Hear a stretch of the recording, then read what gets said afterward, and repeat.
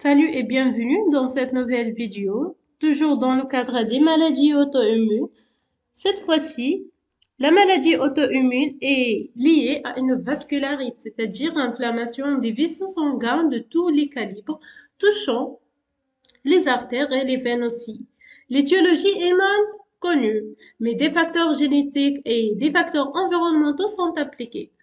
Parmi les facteurs génétiques, on a les molécules HLA du classe 1, HLA-B51, le HLA-A26, le HLA-B15, le HLA-B27, mais aussi le gène qui code pour une cytokine anti-inflammatoire qui est l'interleukine 10. Parmi les facteurs environnementaux, on a surtout les infections. Cette maladie, puisqu'il s'agit d'une maladie touchant les vaisseaux sanguins, et vous savez que tous les organes sont irrigués par le sang, logiquement, il s'agit d'une maladie non spécifique d'organes, d'où systémique. Parmi les signes les plus fréquemment observés dans cette maladie, on a l'atteinte cutanée, telles que les pustules, l'atteinte vasculaire, les aftes, soit les aftes buccaux avec un pourcentage de 98% qui sont les plus impliqués et aussi les aftes génitaux qui sont moins fréquents par rapport aux aftes buccaux mais qui sont plus profonds et plus invasifs. On a l'atteinte oculaire, c'est l'uvite, et l'atteinte neurologique. Le diagnostic ici de la maladie est essentiellement clinique et la confirmation de la maladie se fait en présence de 3 signes parmi ces 6 signes. Donc, si on a 3 signes parmi ces signes, ça confirme bien la maladie auto-immune en question qui est la maladie de Behçet. Donc, aujourd'hui, on va voir la maladie de Behçet. Donc, voilà, en détail. La maladie de Behçet est une maladie auto-immune rare. 1 sur 50 000 personnes sont atteintes, entraînant une inflammation chronique des vaisseaux sanguins qui provoque des lésions buccales et génitales douloureuses, c'est-à-dire les aftes buccaux et génitaux, des lésions cutanées, telles que les pustules, et des problèmes oculaires, tels que l'uvite.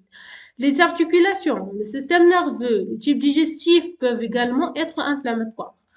C'est une vascularite chronique multisystémique évoluant par poussée, caractérisée par des atteintes inflammatoires des muqueuses. Elle touche les deux sexes avec la même fréquence. On a autant de femmes que d'hommes sont atteints, mais a tendance d'être plus aiguë chez l'homme et elle débute typiquement entre 20 et 30 ans. Généralement, la maladie est rare pendant l'enfance. Les facteurs déclenchant la maladie, on a les facteurs génétiques et les facteurs environnementaux. Parmi les facteurs génétiques, le HLA-B51, qui constitue un facteur de risque majeur dans la maladie, puisqu'il permet d'une hyperactivation des polymorphonucléaires chez les patients, ce qui provoque l'apparition d'aftes génitaux, d'atteintes cutanées et oculaires, surtout chez l'homme. Le HLA-A26 est aussi associé à des lésions cutanées, à des arthrites et uvéites et atteintes vasculaires. Le MICA-A6 constitue aussi un facteur de risque de la maladie de Behçet. En fait, cette protéine se lie à un récepteur activateur présent à la surface des cellules cytotoxiques, permettant leur activation et donc amplifier la réponse cytotoxique de façon exagérée. Chez une famille atteinte de la maladie de Behçet, les études ont montré que la mutation de ce gène est très détectée au niveau de cette famille et ont montré que la maladie se transmet selon un mode autosomique dominant, c'est-à-dire la maladie elle est à déclaration obligatoire puisqu'il s'agit d'un mode dominant et les femmes et les hommes sont touchés avec la même fréquence puisqu'elle est autosomique. Parmi les facteurs environnementaux, on a dû les infections, surtout les infections répétitives par Streptococcus sanguis. Et cette bactérie possède un antigène qui induit la prolifération et l'activation des lymphocytes gamma-delta, qui sont des cellules cytotoxiques de l'immunité innée, et donc ce qui aboutit à l'amplification de leur activité cytotoxique avec une forte sécrétion cytokinique par les THA au niveau de l'immunité adaptative. Parmi les cytokines TH1, on a surtout l'interféron gamma et l'interleukine 2, mais aussi les autres cellules immunitaires qui sont présentes au niveau du foyer inflammatoire produisent plusieurs cytokines pro-inflammatoires, telles que le TNF-alpha, qui est en fait la première cytokine produite au cours de l'inflammation. On a l'interleukine 6, l'interleukine 8, qui est la principale chimiokine donc produite au cours des réponses inflammatoires. On a l'interleukine 12 qui est impliquée dans la polarisation de TH soit vers TH1 soit vers TH2.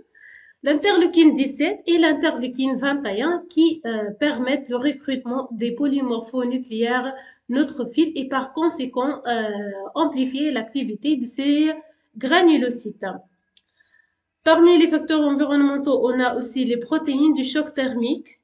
Généralement, à l'état physiologique normal, les HSP protègent les protéines intracellulaires contre le stress induit par la chaleur et par les infections. Mais au niveau de la maladie de Behçet, il existe une forte homologie de séquence entre la HSP microbienne de la bactérie et la HSP humaine. Et logiquement, le système immunitaire, lorsqu'il va se déclencher répondre par une réponse immunitaire contre la HSP microbienne, il va altérer de façon simultanée la HSP humaine, puisqu'on a 50% d'homologie entre HSP 75 bactérienne et HSP 60 humaine. Voilà, c'est à cause de la réactivité croisée et des études ont montré déjà la présence d'une réponse importante des lymphocytes aux peptides de HSP 75 et HSP 60 chez les malades de Behçet, surtout les lymphocytes cytotoxiques qui vont provoquer une atrophie des tissus. L'augmentation des anticorps, soit des anticorps dirigés contre la bactérie elle-même, soit des anticorps dirigés contre les protéines HSP de la bactérie, mais aussi contre les protéines du choc thermique de l'hôte, de l'individu lui-même. Et vraiment, c'est ça le problème. En fait, c'est la rupture de l'hémiostasie immunitaire. Physiopathologie de la maladie. On a la susceptibilité génétique et les infections répétées par les streptocoques, mais aussi d'autres bactéries, surtout les streptocoques. On a une forte activation des monocytes et ces monocytes vont produire des cytokines pro-inflammatoires qui vont recruter les neutrophiles et amplifier leur activité.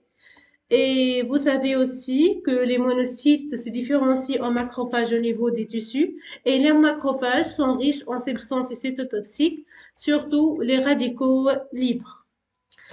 D'une autre partie, on a donc l'activation des LB qui vont produire des anticorps et aussi l'activation des cellules T, surtout les lymphocytes cytotoxiques.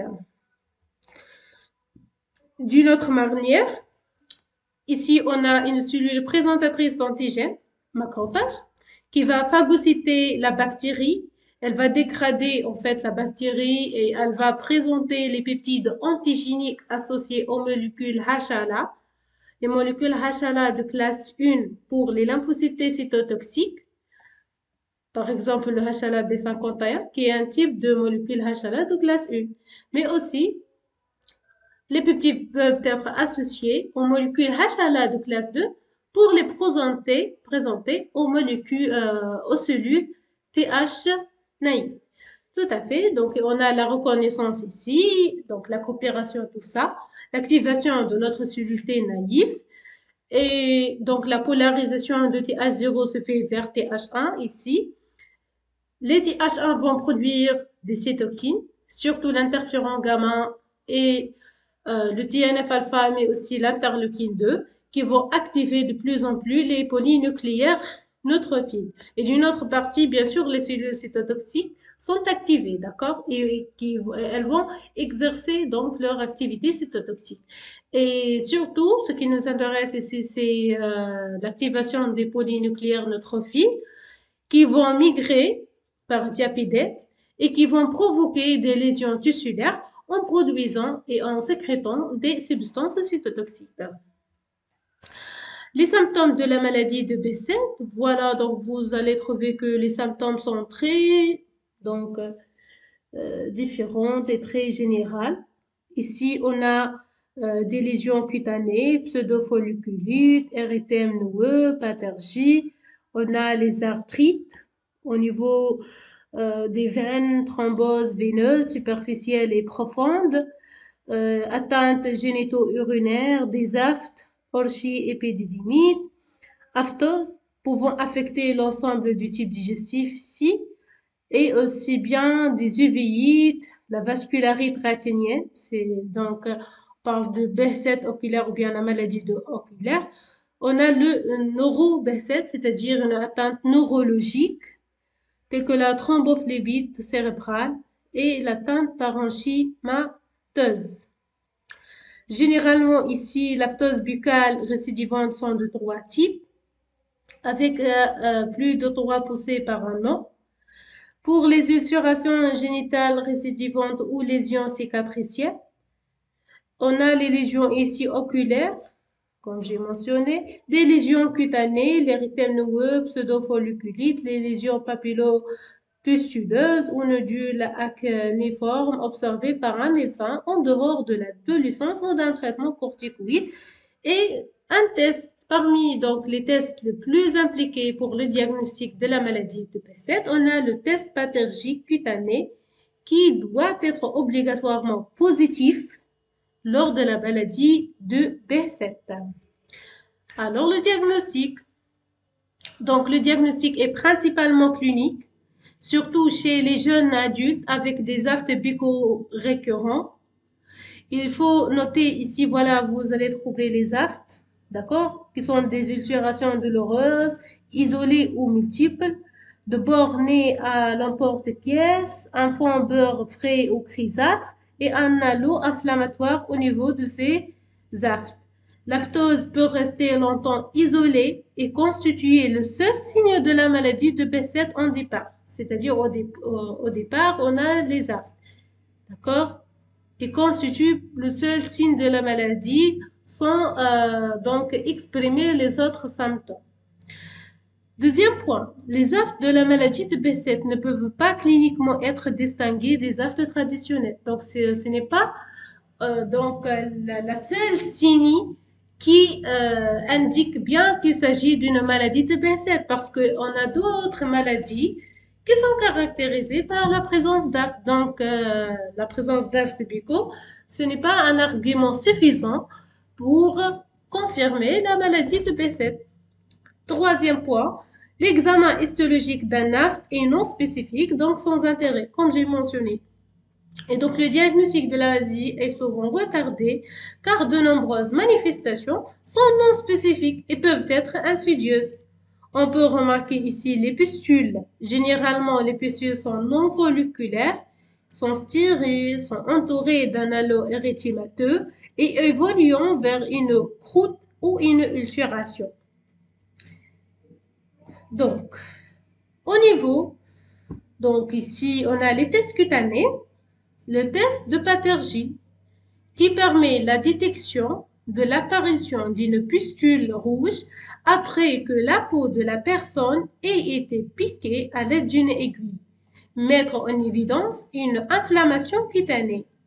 Les analyses sanguines, avoir la présence ou l'absence d'une insuffisance rénale, d'une anémie, inflammation, par l'augmentation du nombre de globules blancs responsables de défense immunitaire, et ainsi la vitesse de sédimentation. Le scanner ou l'IRM, surtout pour le diagnostic des atteintes neurologiques des vaisseaux. Et il faut noter que l'anémie est très fréquente dans la maladie de Behçet parce que logiquement, il s'agit d'une maladie de sang, si vous voulez, mais c'est une maladie auto-immune, d'accord?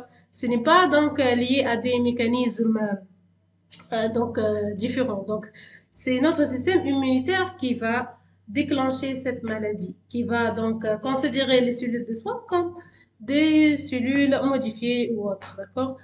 Le traitement, bien sûr, au niveau pour l'atteinte cutanée, telle que les aftes, on utilise les corticoïdes pour diminuer l'inflammation. Au niveau de l'atteinte oculaire, l'utilisation de corticoïdes, mais sous forme de gouttes, bien sûr, pour les yeux, on dit collyre, suffisent généralement à diminuer l'inflammation de l'œil. L'utilisation de corticoïdes ne suffit pas chez tous les malades. Une association avec un immunosuppresseur peut être nécessaire. L'immunosuppresseur permet de diminuer rapidement l'inflammation et l'évolution de la maladie. Dans le cadre d'obstruction des vaisseaux, un traitement par anticoagulant peut être utile afin d'éviter toute complication, telle que par exemple la rupture d'anévrisme. Donc, les traitements actuels permettent d'atténuer et de contrôler les symptômes de la maladie en limitant l'atteinte des organes. Ils dépendent de la nature et de la gravité des symptômes. Et voilà, j'ai fini. Merci pour votre attention. J'espère que c'était clair pour tout le monde. Merci.